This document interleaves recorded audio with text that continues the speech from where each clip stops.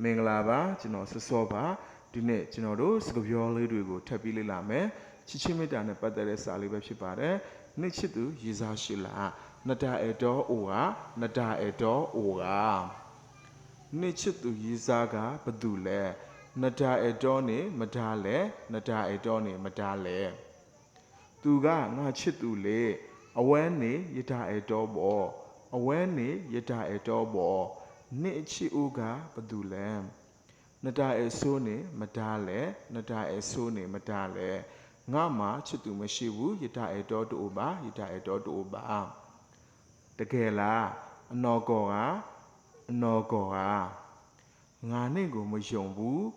ယတနာနာပါယတနာနာပါတစ်ခေါက်ပြန်ပြောမယ်နတာအတော်အိုက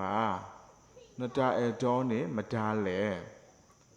အဝဲနေရတာအတော်ပေါ်နတာအဆိုးနေမတားလဲရတာအတော်တူပါအနော်ကောကယတနာနာပါအားလုံးနားလည်မယ်ပြောတတ်မယ်အကျိုးရှိမယ်လို့ထင်ပါတယ်